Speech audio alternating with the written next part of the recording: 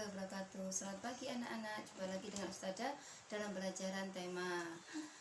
Baiklah anak-anak, kalian buka buku tema kalian. Kalian siapkan buku tema halaman 6 dan 7.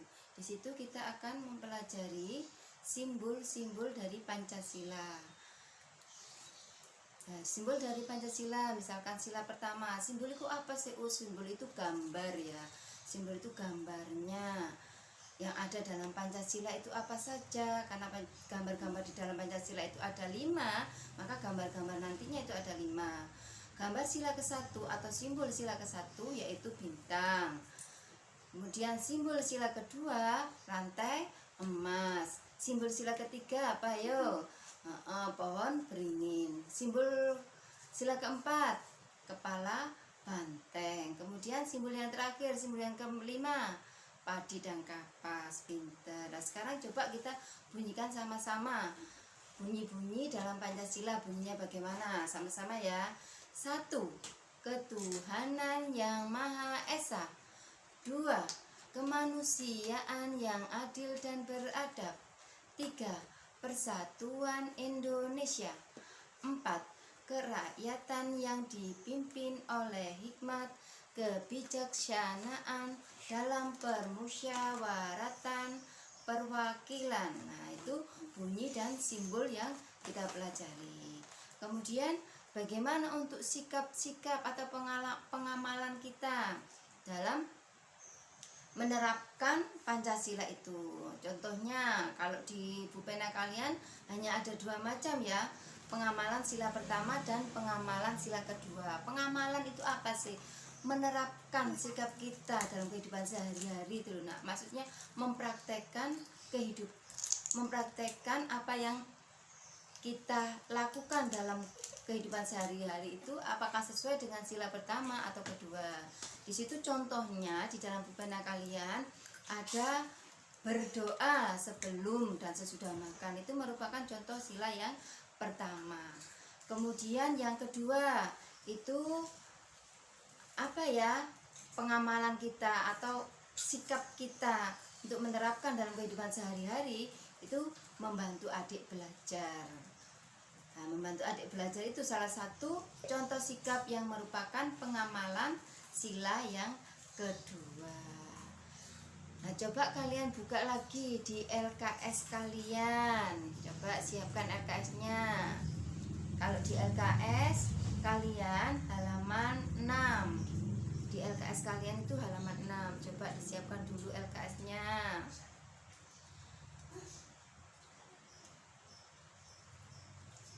Itu ada contoh-contoh sikap yang sesuai dengan pengamalan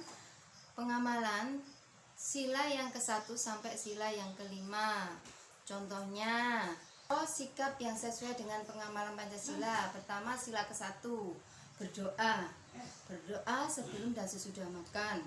Berdoa sebelum dan sesudah belajar. Berdoa sebelum dan sesudah belajar itu juga contoh sikap yang pertama. Beribadah. Contohnya ngaji, sholat, puasa, dan banyak lagi yang berhubungan dengan keagamaan. Itu adalah contoh sikap sila yang pertama. Kemudian mengucapkan salam itu juga merupakan contoh sikap pengamalan kita dalam Pancasila sesuai dengan sila yang pertama. Terus sila yang kedua apa saja ya? Di situ ada membantu adik belajar, boleh.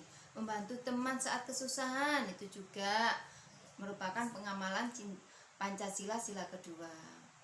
Kemudian tidak semena-mena kepada adik maupun teman. Yang berikutnya bersikap sopan dan santun pada orang tua, guru, dan pada orang tua yang lebih tua daripada kita. Kemudian kalau di dalam LKS kalian contoh sikapnya itu ada 5 ya. Contoh sikapnya ada 5. Jadi itu ada di sini menampilkan 5 contoh sikap yang sesuai dengan pengamalan Pancasila. Sila yang ketiga apa saja contohnya? Menjaga persatuan dan kesatuan.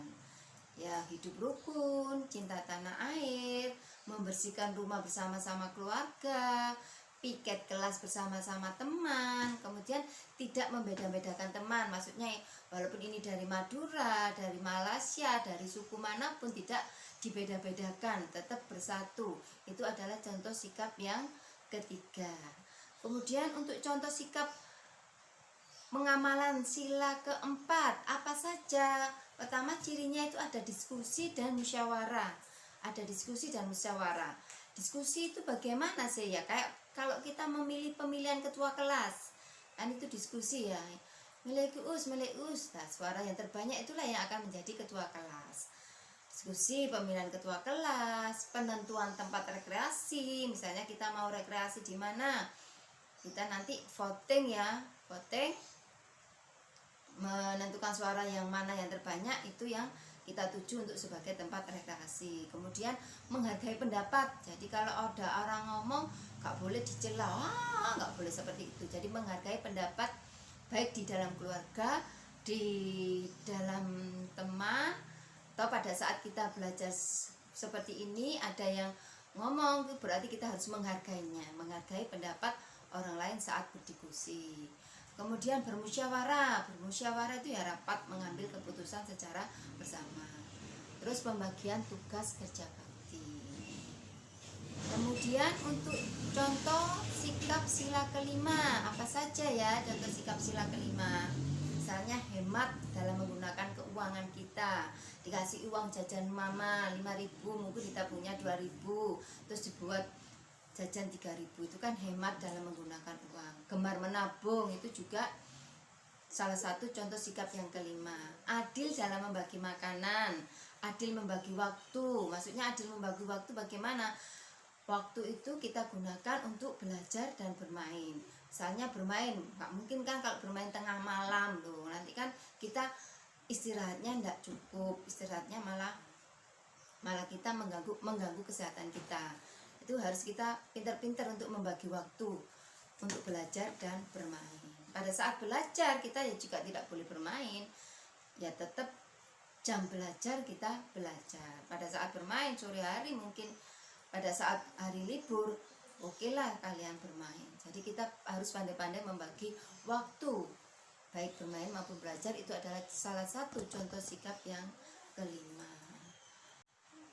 Nah, dari penjelasan Ustazah tadi sudah menjelaskan simbol-simbol, bunyi-bunyi dan pengamalan sikap. Itu bisa kalian gunakan untuk mengerjakan LKS halaman 7, 8, dan 9. Selamat mengerjakan. Wassalamualaikum warahmatullahi wabarakatuh.